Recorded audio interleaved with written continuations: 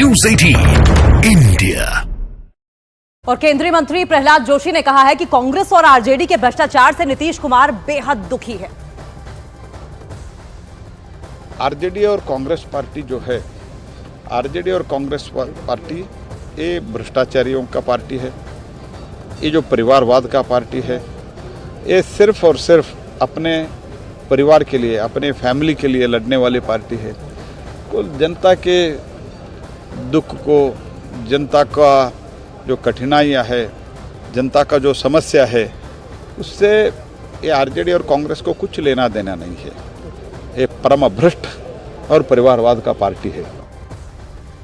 तो तमाम नेताओं की तरफ से लगातार बयानबाजी जारी है, लेकिन एक बार फिर से आपको बता दें, पटना में सियासी हलचल बहुत तेज है। बैठकों का दौर लगातार जारी और किसी भी वक्त कोई बड़ा फैसला आ सकता है। बीजेपी, आरजेडी, जेडीयू तीनों पार्टियों की अलग अलग बैठक हुई। देखिए, जेडीयू की बैठक मुख्यमंत्री नीतीश कुमार के घर पर हुई, आरजेडी की बैठक तेजस्वी यादव के घर पर फिलहाल चल रही है, वहीं बीजेपी की बैठक प्रदेश कार्यालय पर चल रही है। और ये तीनों महत्वपूर्ण बैठकें हैं, कभी भी कोई बड़ा फैसला आ सकता है। जेडीयू की बैठक खत्म हो चुकी है, हालांकि यह भी कहा जा रहा है सूत्रों के मुताबिक कि आज शाम को राजभवन नीतीश कुमार जा सकते हैं और इस्तीफा उनकी तरफ से दिया जा सकता है। हालांकि एक तरफ आरजेडी की बात करें तो वो भी लगातार ताल ठोक रहे हैं। लालू प्रसाद यादव ने सीधे तौर पर चुनौती दे दी है कि अभी हमने अपना तुरुप का इक्का फेंका नहीं है, अभी इंतजार करिए।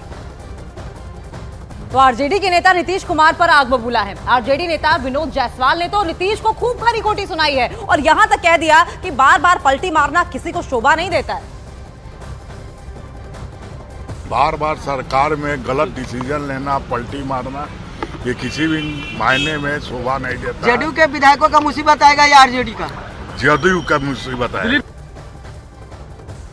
और वहीं जेडीयू के केसी त्यागी कांग्रेस पर भड़क उठे हैं और कांग्रेस को गैर जिम्मेदार ठहराते हुए कह रहे हैं कि इंडिया अलायंस टूट गया है। इंडिया गठबंधन टूट के कगार पर है। जिस मेहनत से, जिन इरादों से नीतीश कुमार ने इसको संगठित किया था, कांग्रेस पार्टी के गैर जिम्मेदाराना और अड़ियल रवैये ने इसको तार तार कर दिया है। पंजाब में अकाली दल और बीजेपी के साथ आने की संभावना बढ़ी है और कांग्रेस और आम आदमी के बीच झगड़े की भी संभावना बढ़ी है।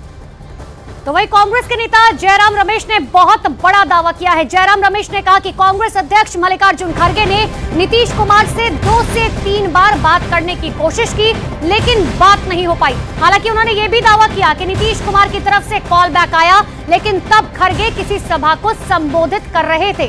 तो बड़ी जानकारी आपको दे रहे हैं। एक तरफ ऐसी चर्चाएं थी कि सोनिया गांधी हो सकता है कि नीतीश कुमार को फोन करे, लेकिन ऐसा नहीं हुआ। ये जानकारी जयराम रमेश की तरफ से दी गई कि खड़गे ने जो है फोन किया नीतीश कुमार को। हालांकि पहले उन्होंने फोन नहीं उठाया, लेकिन बाद में उन्होंने कॉल बैक जरूर किया, लेकिन खड़गे से फोन पर बातचीत नीतीश कुमार की नहीं हो पाई क्योंकि वो किसी सभा को संबोधित कर रखे हैं। अब ऐसे में एक तरफ लालू प्रसाद यादव का नीतीश कुमार फोन नहीं उठा रहे। जो जानकारी आरजेडी की तरफ से दी गई है कि 4 से 5 बार नीतीश कुमार को लालू प्रसाद यादव ने फोन मिलाया, लेकिन उन्होंने नहीं उठाया। और ज्यादा जानकारी के लिए हमारे सहयोगी लगातार अरुण हमारे साथ ग्राउंड जीरो पर मौजूद है। अरुण, अगर हम पिछले कुछ घटनाक्रमों को उठाकर देखिए, भारतीय जनता पार्टी से नीतीश कुमार ने जब नाता तोड़ा था, उन्होंने कहा था कि बीजेपी जो है कोशिश कर रही है पार्टी को तोड़ने की। जब लल्लन सिंह को अध्यक्ष पद से हटाया गया, तब भी उनके ऊपर यही आरोप लगा था कि पार्टी को तोड़ने की कोशिश की जा रही है। क्या ये सबसे आसान तरीका होगा नीतीश कुमार के लिए किसी को पद से हटाने का या कोई गठबंधन तोड़ने का? देखिए, कोई भी फैसला जब लेता है नेता तो पहले ग्राउंड तैयार करता है, उसके लिए तर्क तैयार किए जाते हैं और ये तर्क कई बार नेचुरल होते हैं और कई बार गढ़े जाते हैं। नीतीश कुमार जब कोई फैसला लेते हैं तो तर्क गढ़ते हैं। कैसे? इसके पहले जब उन्होंने कहा तेजस्वी यादव पर आरोप लगे हैं, वो सफाई दें, उसके बाद फिर दोबारा जब गठबंधन में गए तब तेजस्वी यादव से उन्होंने सफाई नहीं मांगी। तो इसका मतलब पहले का जो उनका तर्क था वो उस समय के हिसाब से था, बाद का जो तर्क है उस समय के हिसाब से है। बीजेपी छोड़ना है तब वो कहेंगे कि बीजेपी मेरा अपमान कर रही है, बीजेपी हमारे विधायक तोड़ने की कोशिश कर रही है, और जब बीजेपी के साथ जाना है तब देखिए किसी नए तर्क के साथ वो आएंगे। तो राजनीति में जब आप कोई फैसला लेते हैं तो उसे जायज ठहराने के लिए, अपने कार्यकर्ताओं, वोटरों और कैडर को संदेश देने के लिए आप तर्क गढ़ते हैं, तर्क बनाते हैं, और नीतीश कुमार इसमें माहिर हैं। अगर नहीं होते तो 2005 से लेकर अब तक लगातार उन्हीं के आसपास सत्ता की धुरी क्यों घूम रही है, वही मुख्यमंत्री क्यों बने हुए हैं। बीच में एक प्रयोग किया उन्होंने, और देखिए जीतन राम मांझी को उन्होंने बनाया क्यों था मुख्यमंत्री? इसलिए क्योंकि चुनाव में हार गए हम, बीजेपी जीत गई। एक बार 2013 में उन्होंने गठबंधन तोड़ा क्यों बीजेपी से? क्योंकि बीजेपी ने प्रधानमंत्री पद का उम्मीदवार बना दिया प्रधानमंत्री, अब जो है उस समय मुख्यमंत्री थे नरेंद्र मोदी। तो ये तर्क गढ़े और किए जाते हैं, बनाए जाते हैं और समझाए जाते हैं और अपने हिसाब से अरुण इन तर्कों को इस्तेमाल भी किया जाता है। लेकिन हम चंद्रमोहन हमारे साथ बने हुए हैं, चंद्रमोहन का भी रुख कर लेंगे। चंद्रमोहन, केसी त्यागी का एक बयान बार बार हमारे सामने आ रहा है, ये भी इस पर भी नजर बनाना बहुत महत्वपूर्ण। वो कहते हैं कि इंडी गठबंधन में गठबंधन जैसा कोई भाव ही नहीं रहा। क्या ये भी एक वजह हो सकती है कि नीतीश कुमार का मन खट्टा हो गया हो? बिल्कुल, देखिए उससे पहले एक आपको अभी ताज़ा अपडेट देना चाहेंगे जिसमें जेडीयू के प्रवक्ता हैं नीरज कुमार, उन्होंने साफ तौर पर आरजेडी पर हमला करते हुए यह कहा है कि आरजेडी नेतृत्व बेचैन है। इसके पीछे वजह यह है कि उनका हमेशा आदत रहा है नौकरी के बदले जमीन लेने का। साफ तौर पर समझा जा सकता है कि जेडीयू की तरफ से यह बड़ा हमला आरजेडी के ऊपर किया गया है, जिसका आरोप लालू परिवार पर कई सालों से लगते रहा है। और यही बात जेडीयू की तरफ से पहले भी कहा जाता रहा है जब वो गठबंधन में नहीं है। तो साफ तौर पर समझा जा सकता है कि अब जो है वो खाई इतना बड़ा हो गया है कि अब साथ जाने का कोई सवाल नहीं उठता है। और जो जानकारी मिली है उसके मुताबिक नीतीश कुमार 7 बजे के करीब राजभवन पहुंच सकते हैं। तो जो अभी नीरज कुमार का बयान आया है यह साफ तौर पर दिखा रहा है कि जेडीयू और आरजेडी के बीच अब सब कुछ खत्म हो चुका है, क्योंकि जिस तरह से अभी नीरज कुमार ने यह कहा है कि इन लोगों का आदत रहा है और इन लोगों की आदत में यह शुमार है कि ये लोग जब नौकरी देते हैं तो उसके बदले जमीन लिखवा लेते हैं। तो यह सीधे तौर पर लालू परिवार के ऊपर हमला किया गया है। बिल्कुल चंद्रमोहन, और अब आरोपों की बौछार की शुरुआत जो है वो जेडीयू की तरफ से हो चुकी है। लेकिन चंद्रमोहन, एक और बात समझाइएगा, अगर लालू प्रसाद यादव की बात करें, दिग्गज नेता है, बड़े नेता है बिहार के, और हमने कई बार देखा है कि ऐसी परिस्थिति पहले भी आ चुकी है जब लालू यादव संभालते हुए नजर आते हैं पार्टी को। इस बार लालू यादव की तरफ से कहा गया अभी हमने तुरुप का इक्का इस्तेमाल नहीं किया है, 79 सीटें हैं, सबसे बड़ी पार्टी है बिहार में। ऐसे में क्या कोई आस अभी भी लालू प्रसाद यादव के पास बची है? बिल्कुल, देखिए सिर्फ अभी आरजेडी के तरफ से दबाव की बात भले ही की जा रही हो, लेकिन अब तक ऐसा होते हुए नहीं दिख रहा है। क्योंकि नीतीश कुमार अगर कोई भी कदम उठाते हैं तो पहले वो चारों तरफ से ये पुख्ता कर लेते हैं कि कोई उनको परेशानी तो नहीं हो जाएगी अगर ये कदम उठाते हैं तो। और उससे पहले वो सभी अपने विधायकों से मिल चुके हैं, एक एक आदमी से राय ले चुके हैं। और अब से थोड़ी देर पहले कोर कमेटी की जो बैठक हुई है उसमें भी सभी लोगों से जानकारी ले ली गई है। तो नीतीश कुमार कोई भी काम करते हैं पहले चारों तरफ देख लेते हैं, आजमा लेते हैं और उसके बाद फिर आगे बढ़ते हैं। तो एनडीए गठबंधन में ऐसा होते हुए कुछ नहीं दिख रहा है। लेकिन हाँ, लालू प्रसाद यादव की तरफ से सुबह सुबह ही आज दावा किया गया कि उनके पास बहुमत का आंकड़ा है, लेकिन ये बहुमत का आंकड़ा कहां से आएगा ये अब तक साफ नहीं हो पाया है। हाँ, इतना जरूर है कि कल लालू यादव ने अपने दूत को जीतन राम मांझी के घर पर भेजा था, जो कि लेफ्ट के विधायक है। 2 विधायक जीतन राम मांझी के घर पर पहुंचे थे और उन्होंने ये कहा कि अगर वो पार्टी के साथ महागठबंधन के साथ आ जाते हैं तो उनके बेटे को डिप्टी सीएम बना दिया जाएगा और साथ ही एक और मंत्री पद दिया जा सकता है। लेकिन वो पुख्ता होते हुए नहीं दिख रहा। और बिल्कुल, और इसलिए भी नहीं दिख रहा है। देखिए, अशफाक करीम जो कि आरजेडी से सांसद हैं, उनकी ओर से एक बयान सामने आया है। उन्होंने कहा है कि जेडीयू और आरजेडी के बीच जो रिश्ता था वो टूट चुका है, जिसका मतलब यह है कि तस्वीर अब पूरी तरीके से साफ हो चुकी है कि अब बिहार में जेडीयू और आरजेडी साथ साथ नहीं है। बिहार में जेडीयू और आरजेडी के बीच सियासी तकरार बढ़ गई है। जेडीयू के नेता जहां नए गठबंधन में शामिल होने का इशारा दे रहे हैं तो वहीं आरजेडी के नेता इसे धोखा बता रहे हैं। समाजवादी लोग हैं और समाजवाद में हम लोग बड़े उदार होते हैं और उदार जब होते हैं और विश्वास भी बहुत करते हैं। हमारे साथ लोहिया जी से लेकर करके आचार्य नरेंद्र देव से लेकर करके चंद्रशेखर जी तक, राजनारायण जी तक, सब लोगों, कर्पूरी ठाकुर तक लोगों ने लोगों को मिलाने का काम। माननीय नरेंद्र मोदी जी के नेतृत्व में आज हमारा देश विश्व के अंदर में एक शीर्ष स्थान को प्राप्त कर रहा है। बिहार में 2005 में जब माननीय मुख्यमंत्री जी एनडीए के और बीजेपी के साथ बिहार में सरकार बनी थी तो पूरे बिहार के अंदर में पुल, पुलिया, सड़क का जाल बिछा था। पहले कहीं रोड नहीं थी, आज आप देख लीजिए हर जगह पुल, 4 लेन है। आरजेडी के साथ उनकी न जाने क्यों ट्यूनिंग उतनी नहीं बन पा रही थी, उतनी वो अपने आप को फ्री हैंड नहीं महसूस कर पा रहे। तो अगले 24 घंटे का इंतजार करना होगा, तस्वीर तब साफ होगी। कहा जा रहा है शाम 7 बजे नीतीश कुमार इस्तीफा दे सकते हैं। अरुण लगातार बने हुए हैं। अरुण, जिस तरीके से चंद्रमोहन बता रहे हैं कि कल अपना दूत जो है लालू यादव ने जीतन राम मांझी के पास भेजा था, क्योंकि एक वक्त तो वो भी था जब जीतन राम मांझी और लालू प्रसाद यादव मकर संक्रांति के मौके पर दही चूड़ा साथ में खाते हुए नजर आते थे, वो भी दोस्ती थी। क्या लगता है कि जीतन राम मांझी कहीं ना कहीं सॉफ्ट कॉर्नर अपनाते हुए आएंगे लालू यादव के साथ? देखिए, दोस्ती राजनीति में अस्थायी होती है, स्थायी नहीं होती। सत्ता के हिसाब से समीकरण बनते हैं और एक दूसरे की जरूरत होती है। किसके वोट बैंक के साथ आपके काडर जाएंगे, आप लोकसभा में ज्यादा सीटें कैसे जीत पाएंगे, विधानसभा में किसके साथ समझौता करने से फायदा होगा, इन सब बातों को ले राजनीति में बहुत ज्यादा इमोशन नहीं चलते। राजनीति में फैक्ट चलता है और वोटरों की नब्ज तलाशनी पड़ती है और उसी हिसाब फैसला लेना पड़ता है। हो सकता है जीतन राम मांझी कभी लालू यादव घर दही चूड़ा खाने आए थे, वो तो नीतीश कुमार भी आए थे, लालू यादव भी कई बार जाते हैं। इन सब चीज़ों से राजनीतिक भविष्य तय नहीं होते और गठबंधन तय नहीं होते हैं। ये जरूर बात है कि आज जो जीतन राम मांझी हैं, उन 4 विधायक उनके पास हैं और वो बार्गेनिंग सिचुएशन में हैं। दोनों को जरूरत है। हालांकि बीजेपी और अगर नीतीश एक साथ आते हैं तो बहुत ज्यादा उनकी जरूरत नहीं है, लेकिन स्थायित्व तो मांगती हैं पार्टियां कि ज्यादा से ज्यादा एमएलए रहे तो बुरा क्या है। आप देखिए कई राज्यों में पूर्ण बहुमत से ज्यादा भी विधायक होते हैं तो भी दूसरी पार्टी और इसीलिए अरुण, आज जीतन राम मांझी की पूछ और ज्यादा बढ़ गई है। जेडीयू नेता आलोक कुमार सुमन ने कहा है कि राज्य और देश हित में जो भी जरूरी होगा उस पर फैसला लिया जाएगा। देखिए, देश के विकास के लिए, राज्य के विकास के लिए बहुत चीज को थोड़ी देर के लिए भूल जाना पड़ता है। तो ये अपने राज्य के विकास के लिए ये जरूरी जब पड़ता है, जब ज़रूरत महसूस होती है कि ऐसा करना ज़रूरी है, तो इस तरह का समय आता है और गठबंधन बनता है और गठबंधन बदलता भी है।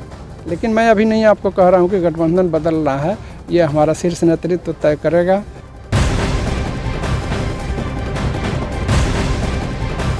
और बिहार की राजनीति में सियासी उठापटक लगातार जारी है और इस बीच जेडीयू का लाली परिवार पर बहुत बड़ा हमला। जमीन के बदले नौकरी के मामले में जेडीयू का हमला। नीरज कुमार की ओर से कहा गया है कि नौकरी के बदले जमीन लेना इनकी आदत है। लैंड फॉर स्कैम मामले का जिक्र करते हुए जेडीयू की ओर से लालू प्रसाद के परिवार पर बड़ा हमला बोला गया है, जिसमें उनके लालू प्रसाद यादव के बेटे तेजस्वी यादव, साथ साथ पत्नी राबड़ी देवी और मीसा भारती, इन सभी का नाम था। जमीन के बदले नौकरी के मामले में जेडीयू का हमला यह है कि नीरज कुमार नौकरी के बदले जमीन लेते हैं। ये इनकी पुरानी आदत है। इसी पर सीधा चंद्रमोहन, जेडीयू की ओर से अब तो आरजेडी के खिलाफ बयानबाजी भी होने लगी है। बिल्कुल, देखिए ये बयानबाजी नहीं है बल्कि मोर्चा खोल दिया गया है और जिस तरह से नीरज कुमार का बयान आया है साफ तौर पर दिखा रहा है कि अब इस गठबंधन में कुछ बचा नहीं है। सीधे लालू परिवार पर हमला किया गया है नीरज कुमार की ओर से। तो ऐसे में यह अंदाजा लगाया जा सकता है कि क्या अब आगे दोनों महागठबंधन में एक साथ रहे। चंद्रमोहन, मैं आपके पास लौट रही हूँ। मृत्युंजय तिवारी हमारे साथ जुड़ चुके हैं। मृत्युंजय जी, क्या से क्या हो गया? जिस तरीके से नीतीश कुमार कहा जा रहा है कि आज शाम को 7 बजे इस्तीफा दे सकते हैं, क्या धोखा जैसा फील नहीं हो रहा? देखिए, जो हुआ वो भी अच्छा हुआ, जो होगा वो भी अच्छा होगा और जो हो रहा है वो भी अच्छा होगा। ये आप जान लीजिए कि जो समय है वो समय जी, इस समय का इंतजार लोग जिस तरह से जनता देख रही है, इस पर सारा जनता जनार्दन ही इस पर अपना फैसला सुनाएगी और मोहर लगाएगी समय आने पर। जनता से बड़ा मृत्युंजय जी चंद्रमोहन बोल रहे हैं जी। मृत्युंजय जी चंद्रमोहन बोल रहे हैं। अभी नीरज कुमार ने ये कहा है कि आप लोगों के पार्टी के आदत में शुमार है, आप लोग नौकरी देते हैं और उसके बदले जमीन लेते हैं। सीधे तौर पर हमला लालू परिवार के ऊपर है नीरज कुमार का। किस तरह से इसको देखते हैं आप? बिहार में नौकरी दी गई तो किनका जमीन लिया गया? राजनीतिक जमीन अगर किसी की खिसक रही है तो उनको चिंता सता रही होगी। हम समझते हैं कि हमारी राजनीतिक जमीन इतनी मजबूत है कि हमें किसी से लेने की सहारा जरूरत नहीं है। बिल्कुल, देखिए लालू परिवार के ऊपर जो आरोप पहले रहे हैं, जिसमें तेजस्वी यादव के ऊपर, लालू यादव के ऊपर, राबड़ी देवी के ऊपर आरोप लगा था, उसमें अभी केस भी चल रहा है, मुकदमे भी चल रहे हैं और उसी को लेकर नीरज कुमार ने सीधे तौर पर आपके पार्टी के राष्ट्रीय अध्यक्ष और आपके नेता के ऊपर हमला बोल रहे हैं। क्या लगता है कि आगे आप गठबंधन चल पाएगा?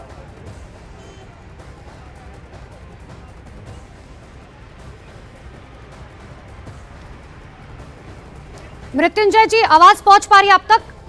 ठीक है, दोबारा हम बात करेंगे मृत्युंजय तिवारी से, लेकिन देखिए उनका साफ तौर पर कहना है कि जो हो रहा है अच्छा हो रहा है, जो होगा वो भी अच्छा होगा। हालांकि आरजेडी की तरफ से साफ तौर पर क्लियर कट ये नहीं बताया जा रहा कि महागठबंधन टूटने के बाद आखिरकार आरजेडी की तरफ से वो कौन सी बात होगी जिसका इस्तेमाल, जो तुरुप के इक्के के इस्तेमाल की बात कही जा रही है, आखिर वो कौन सा इस्तेमाल करेंगे। चंद्रमोहन लगातार मेरे साथ बने हुए। चंद्रमोहन,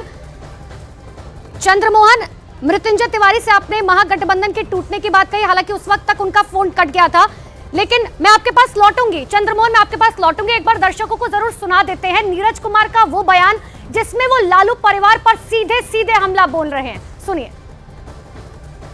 राजद नेतृत्व बेचैन है।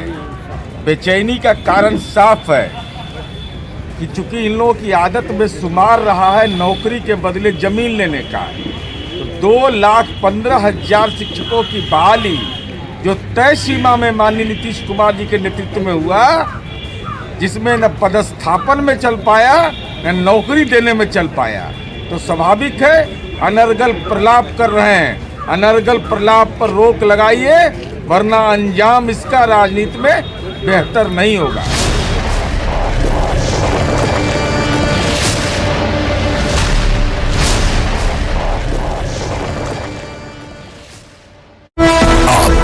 गेस्ट हाउस पहुंच गए, वहां उन्हें हिरासत में रखा गया, लेकिन इसके बाद जोरदार हंगामा हो गया क्योंकि उन्हें हिरासत में लेने की जानकारी मिलने पर पूर्व मुख्यमंत्री भूपेंद्र सिंह हुड्डा वहां पहुंच गए और भूपेंद्र सिंह हुड्डा ने पुलिस की कार्रवाई का जमकर विरोध किया। वो गेस्ट हाउस के अंदर घुस गए। वहां कांग्रेस विधायक नीरज शर्मा को पुलिस ने हिरासत में रखा था। भूपेंद्र सिंह हुड्डा ने एक जनप्रतिनिधि को बिना वजह हिरासत में लेने के खिलाफ नाराजगी जताई और वो पुलिस कर्मियों की मौजूदगी में ही नीरज शर्मा का हाथ पकड़ उन्हें अपने साथ गेस्ट हाउस से बाहर ले जाते नजर आए। कौन रोक रहा है इसको? क्यों रोक रहे हैं इसको? एमएलए को रोक सकते हो क्या? हालांकि भूपेंद्र सिंह हुड्डा के दखल के बाद वहां पुलिस कर्मियों ने उन्हें नहीं रोका। बताया गया कि अपने क्षेत्र की समस्याओं के समाधान के लिए फंड न मिलने की वजह से नीरज शर्मा नाराज थे। इधर महाराष्ट्र के पुणे में एक पानी की टंकी के उद्घाटन को लेकर कांग्रेस के लोग पुलिस वालों से भिड़ गए। ये पूरा बवाल तब हुआ जब उस पानी की टंकी के लिए जगह देने वाले कांग्रेस नेता को उद्घाटन में नहीं बुलाया गया। इसी बात पर कांग्रेस के समर्थक भड़क गए।